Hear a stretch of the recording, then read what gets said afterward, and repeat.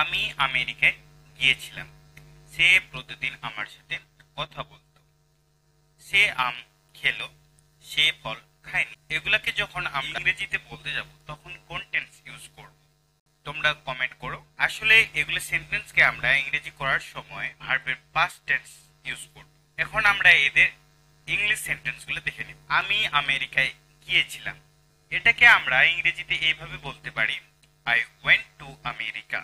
আমি আমেরিকায় গিয়েছিলাম। এখানে আমরা যদি খেয়াল করি তাহলে দেখতে পাবো ওয়েন্ট যেটা রয়েছে সেটা কিন্তু গো এর ফার্স্ট ফর্ম, অর্থাৎ আমাদের সাবজেক্টের পর ভার্বের ফার্স্ট ফর্ম ইউজ করা হয়েছে। যেটা আমরা প্রথমে বলেছিলাম যে এই ক্ষেত্রে আমরা ভার্বের পাস্ট ফর্ম ইউজ করব। কিন্তু এখন প্রশ্ন উঠছে এটাই যে আমরা এখানে কেন ভার্বের পাস্ট ফর্ম ব্যবহার করতে গেলাম। এর অ্যান্সারটা যদি আমরা পেতে চাই তাহলে আমাদের বাংলা বাক্যটার দিকে একটু নজর দিতে লাগবে। ভালো করে দেখলে আমরা দেখতে পাবো গিয়েছিলাম, তো গো এর অর্থ হলো যাওয়া, আর ওয়েন্ট এর অর্থ হলো গিয়ে, তার সাথে ছিলাম যুক্ত হয়েছে। অর্থাৎ বাংলা বাক্যের ক্রিয়ার সঙ্গে যদি এ ছি এর সাথে ল যুক্ত, ল যুক্ত বলতে ল এর যে বিভিন্ন ধরনের রূপ হয় সেগুলা, এখানে ল বলতে ল হতে পারে, লইকা হতে পারে, লাম হতে পারে, লেন হতে পারে, লা হতে পারে, প্রভৃতি যুক্ত থাকে। সেক্ষেত্রে এর অর্থটা কেমন দাঁড়াবে? এ ছিল, এ ছিলেন, এ ছিলা, এ ছিলা। যেমন তারা সেই মাঠে ফুটবল খেলেছিল। এখানে আমরা যদি দেখি তাহলে ভার্ব অর্থাৎ খেলা এর সাথে কিন্তু ছিল যুক্ত হয়েছে, তাই আমরা সেটাকে ভার্বের ফার্স্ট ফর্মে কনভার্ট করব যখন আমরা ইংরেজিতে বলতে যাব। তাহলে এর ইংরেজিটা দাঁড়াবে এ played football in that field. গতকাল সে বাজারে গিয়েছিল। এখানে গিয়ে অর্থাৎ যাওয়া, যাওয়া থেকে হয়েছে গিয়ে, যেটা আমাদের ভার্ব তার সাথে ছিল যুক্ত হয়েছে। তাহলে আমরা পাস্ট ফর্মে ভার্বকে ব্যবহার করব, অর্থাৎ এর যে ইংরেজিটা হবে সেটা হলো he went to market yesterday. সে গতকাল সে বাজারে গিয়েছিল। সে প্রতিদিন আমার সাথে কথা বলতো। হি টল্ড টু মি এভরিডে। সে প্রতিদিন আমার সাথে কথা বলতো। হি টল্ড টু মি এভরিডে। এখানে যদি আমরা খেয়াল করি আমরাও কিন্তু এখানে ভার্বের সেকেন্ড ফর্ম ইউজ করেছি, যেটা টল্ক।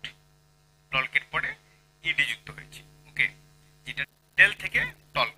তাহলে এবার কোয়েশ্চেন উঠলো, এখানে কিন্তু আমরা ছিল, ছিলাম ইত্যাদি সেগুলো এখানে নাই, কিন্তু এখানে তুক্ষ কেন আমরা ভার্বের পাস্ট ফর্ম ইউজ করব?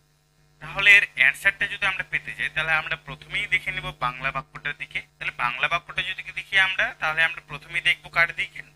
ভার্বের দিকে। আমরা ভার্ব বলতে এখানে রয়েছে টল মানে বলা, বলা থেকে বল, তার সাথে একটা ত যুক্ত হয়েছে। অর্থাৎ বাংলা বাক্যের ক্রিয়ার সাথে যদি ত যুক্ত বলতে এখানে ত এর যে বিভিন্ন রূপ, যেমন তে, ত, তা, তু, তাম, তেন যদি যুক্ত থাকে সেক্ষেত্রেও আমরা ভার্বের পাস্ট ফর্ম ইউজ করব।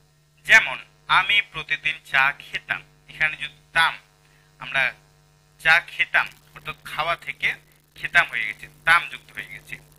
তাহলে আমাদের ইংরেজিটা যেটা দাঁড়ায় সেটা হলো I use to drink tea every day. এখানে তোমরা যদি খেয়াল করো ইউজ আমাদের যেটা প্রেজেন্ট ফর্ম তার সাথে ডি যুক্ত হয়েছে, ইউজ। আমরা আরেকটা এক্সাম্পল দেখে নেব। আমি প্রতিদিন দেখতে যেতাম। I use to see every day. এখানে ইউজ টু রয়েছে, সি এভরিডে। সে আম খেলো।